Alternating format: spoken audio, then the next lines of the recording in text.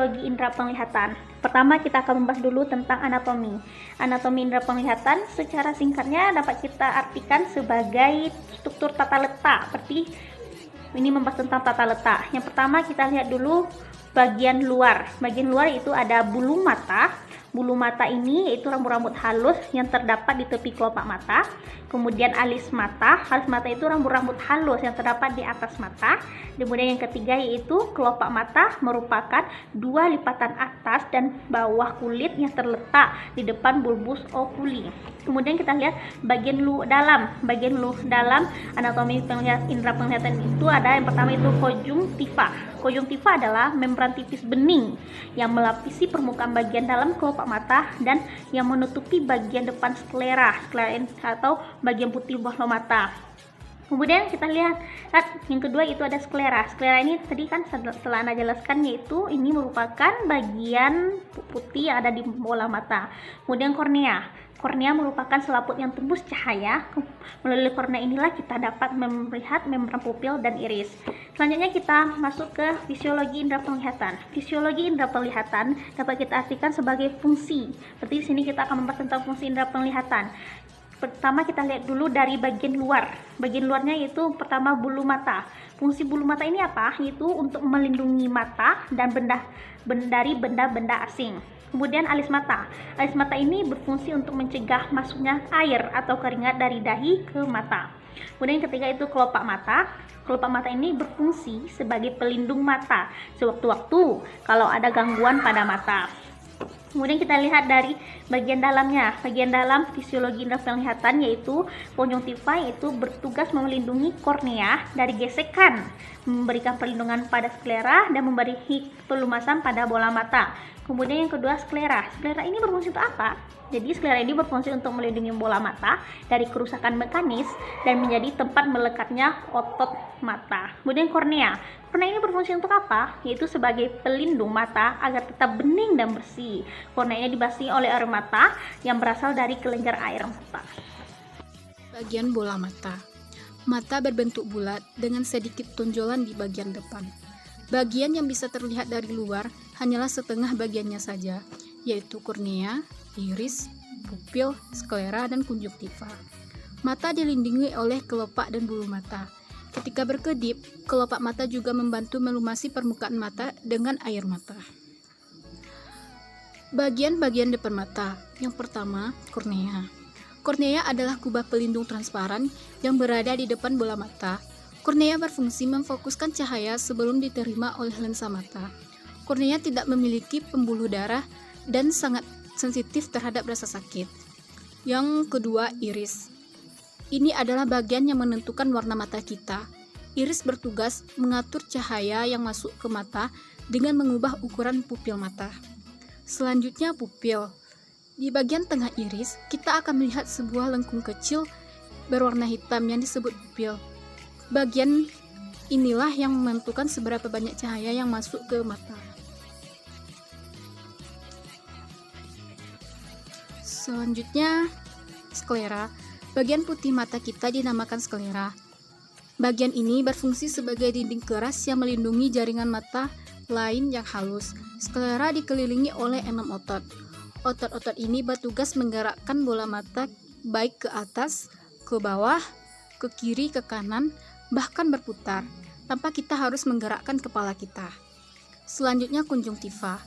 Lapisan transparan yang menutupi bagian depan mata kita kecuali kornea. Bagian-bagian tengah mata. Pertama, lensa. Bagian ini berada tepat di belakang iris dan pupil.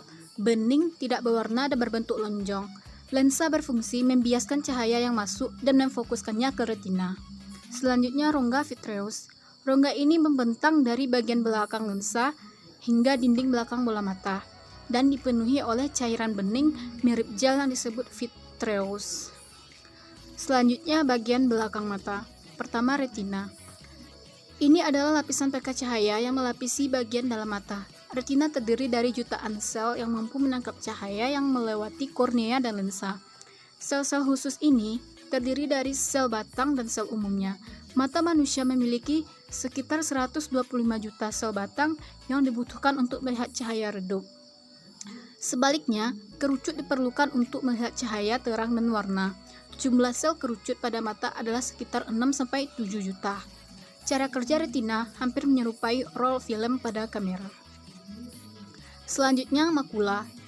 Makula adalah bagian kuning pada retina mata. Makula adalah bagian khusus dari retina. Bagian ini sangat berperan dalam penglihatan kita dan memungkinkan kita untuk melihat objek dengan baik.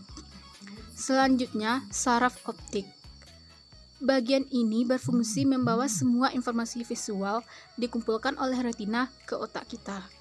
Melanjutkan pada bagian C, yaitu saraf penglihatan cara kerjanya.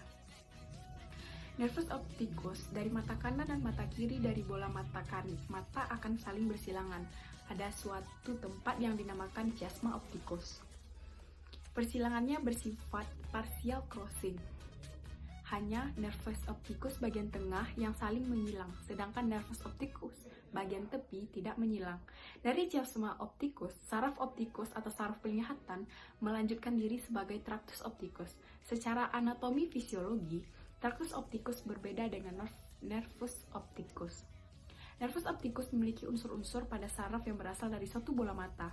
Apabila nervus opticus ini mengalami kerusakan, maka hanya satu bola mata yang mengalami kerusakan. Sedangkan tractus opticus, unsur-unsur sarafnya berasal dari kedua bola mata.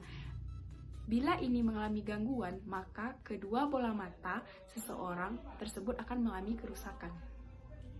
Tractus opticus akan berganti saraf pada corpus geniculatum atau CGL. Dari CGL akan keluar suatu saraf yang menyebar berbentuk kipas yang dinamakan radiotio optikal, gratiolet atau ROG.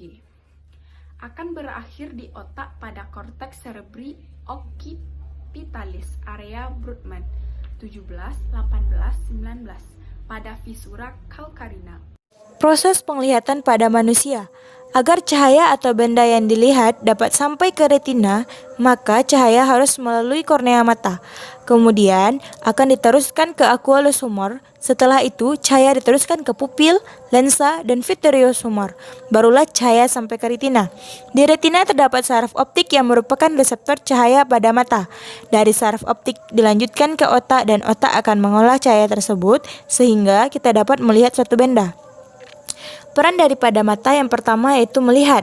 Mata mendapatkan cahaya dan mengkonversi menjadi gelombang elektrik yang dikirim ke otak. Ia memproses sinyal-sinyal untuk menjadi bayangan yang bisa kita lihat. Yang kedua yaitu bergerak. 6 otot ekstrakuler mengontrol pergerakan mata. 4 bergerak ke atas, ke bawah, ke kiri, dan ke kanan. 2 mengatur mata untuk menyeimbangkan dengan pergerakan kepala. Yang ketiga yaitu berkedip. Setiap saat Anda berkedip, sekresi garam atau basal tears dari air mata Anda disapu di atas permukaan bola mata, menjaga bola mata tetap lembab dan bersih. Otot-otot pada kelopak mata atas mengontrol pergerakan membuka dan menutup. Yang keempat yaitu menangis. Air mata, cairan garam yang mengandung protein, air, mucus, dan minyak dikeluarkan oleh lacrimal gland bagian atas, sisi luar dari mata. Air mata secara refleks melindungi dari penyebab iritasi seperti asap, debu, dan angin.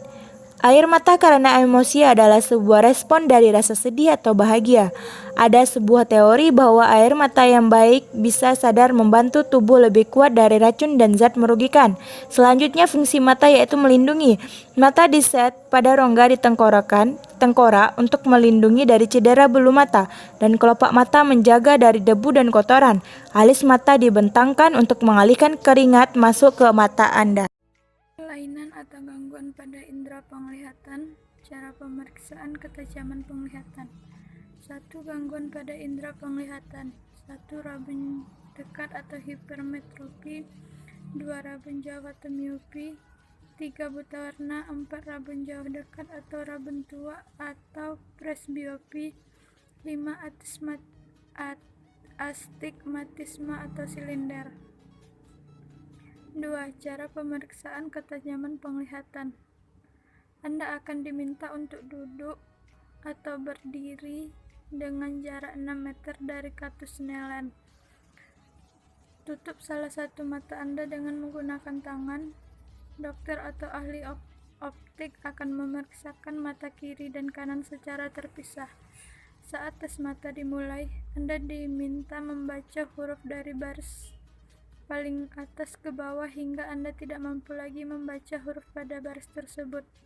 Jika tes mata tidak mencapai huruf pada barisan 20/20 atau 6/6, maka prosedur akan diulangi dengan menggunakan kacamata pinhole. Apabila dengan pinhole penglihatan mengalami perbaikan, maka dapat diketahui kelainan refraksi yang terjadi apakah merupakan rabun jauh, rabun dekat, ataupun mata silinder. Langkah lain untuk membaca huruf pada langkah tes untuk membaca huruf pada Snellen-Card ini akan diulangi untuk bagian mata lainnya.